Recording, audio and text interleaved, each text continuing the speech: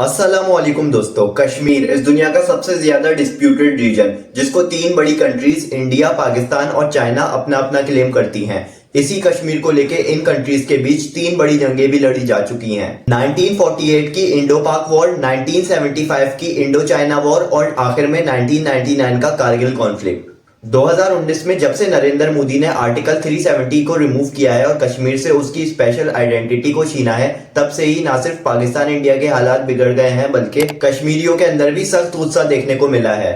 लेकिन यहाँ सवाल ये उठता है कि कश्मीर की इन वादियों में ऐसा क्या है जो कोई भी कंट्री पीछे हटने को तैयार नहीं, और आखिर ये कश्मीर का कॉन्फ्लिक्ट आखिर शुरू कहाँ से हुआ। ये सब कुछ और भी बहुत कुछ आइए जानते हैं आज की इस वीडियो में। And Pakistan have fought 2 wars and clashed many other times over the divided region of Kashmir. Tensions are boiling over after India stripped Indian-controlled Kashmir of its near autonomous status. कहानी शुरू होती है 1947 के उस इंतहाई अहम दौर से जब अंग्रेज हिंदुस्तान छोड़कर जा रहे थे। Lord Mountbatten transfer of power का प्लान तय करते हैं जिसके मुताबिक दो नए आजाद मुल्कों का कयाम होना था, इंडिया और पाकिस्तान। माउंटबेटन के इस प्लान के तहत बर्रे सगीर में जिन इलाकों में मुस्लिम मेजोरिटी थी वो इलाके पाकिस्तान के हिस्से में आने थे और जिन इलाकों में हिंदू मेजोरिटी थी वो इंडिया के हिस्से में। लेकिन यहाँ पर एक तीसरी किस्म के इलाके भी थे। ये 552 प्रिंसली स्टेट्स थी जिनके अपने महाराजा, नवाब या राजा हुक्मरान थे। अब माउंटबेटन प्लान के तहत इन स्टेट्स को ये चॉइस दी गई कि चाहे तो पाकिस्तान के साथ मिल जाए चाहे तो इंडिया के साथ। लेकिन यहाँ पर इनको एक तीसरी चॉइस भी दी गई कि चाहे तो अपनी एक अलग इंडिपेंडेंट स्टेट बना ले। छोटी मोटी रियासतें तो कुछ पाकिस्तान के साथ और कुछ इंडिया के साथ जा मिली, लेकिन मसला आया तीन बड़ी स्टेट्स पर, जूनागढ़, हैदराबाद और कश्मीर। अब जूनागढ़ की बात करें तो वहाँ के नवाब मोहब्बत खान जी एक मुस्लिम रूलर थे, जबकि वहाँ की ज्यादा पॉपुलेशन हिंदू थी। नवाब पाकिस्तान के साथ जुड़ना चाहते थे, इसीलिए उन्होंने 15 सितंबर 1947 को पाकिस्तान के साथ इंस्ट्रूमेंट ऑफ एक्सेशन साइन किया, जो पाकिस्तान ने एक्सेप्ट भी कर लिया। अब प्लान के मुताबिक हर स्टेट की अपनी मर्जी थी कि वो इंडिया के साथ जुड़ जाए और पाकिस्तान के साथ, और इसी हिसाब से जूनागढ़ को पाकिस्तान का हिस्सा होना था। लेकिन जूनागढ़ की ज्योग्राफी ऐसी थी कि वो कम्प्लीटली इंडियन टेरिटरी से घिरा हुआ था, पाकिस्तान के साथ डायरेक्ट लैंड लिंक नहीं था। इसीलिए इंडिया ने नवाब के पाकिस्तान के साथ मिल जाने वाले फैसले को मानने से इनकार कर दिया। अक्टूबर 1947 में इंडिया ने जूनागढ़ के अंदर अपनी फोर्सेस भेज दी और वहां एक प्लेबिसाइट करवाया जिसमें हिंदू मेजोरिटी ने इंडिया के हक में वोट दिया और जूनागढ़ का ये इलाका इंडिया के अंदर शामिल हो गया। अब बात करें हैदराबाद की तो वहां का भी रूलर मुस्लिम था, जबकि पॉपुलेशन ज्यादातर हिंदू थी और हैदराबाद इंडिया के एकदम बीचों बीच वाक़ था। इसीलिए इंडिया ने इसे भी अपनी टेरिटोरियल इंटेग्रिटी के खिलाफ समझा और सितंबर 1948 में ऑपरेशन पोलो के नाम से मिलिट्री एक्शन किया और हैदराबाद को पूरी तरह से कब्जा लिया।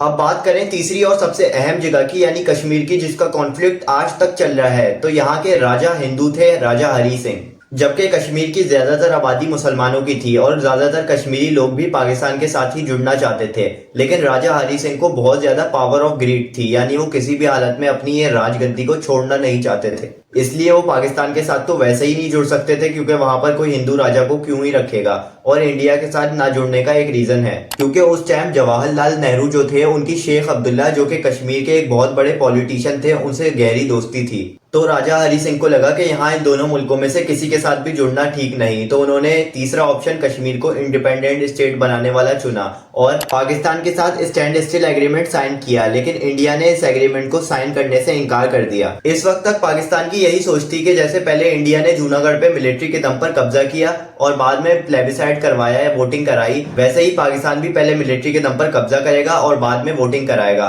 और पाकिस्तान कॉन्फिडेंट था कि यहाँ पर कश्मीरी पाकिस्तान के साथ ही जुड़ेंगे और इसी सोच के साथ पाकिस्तान ने अपनी कुछ कबायली फौज NWFP से कश्मीर की तरफ भेज दी। अब दूसरी तरफ राजा हरी सिंह प्रेशर में आकर इंडिया से मदद मांगते हैं, लेकिन इंडिया मदद देने के लिए यहाँ पर एक शर्त रखता है कि कश्मीर को इंडिया के साथ फॉर्मली मर्ज करना होगा। और 26 अक्टूबर 1947 को राजा हरी सिंह ने इंस्ट्रूमेंट ऑफ एक्सेशन साइन किया जिसके तहत कश्मीर इंडिया का हिस्सा बन गया। जिसके बाद इंडिया ने अपनी फौज वहां भेजी और एयरलिफ्ट के जरिए इंडियन फौज श्रीनगर तक पहुंच गई और यहाँ से शुरुआत हुई first war of India Pakistan की।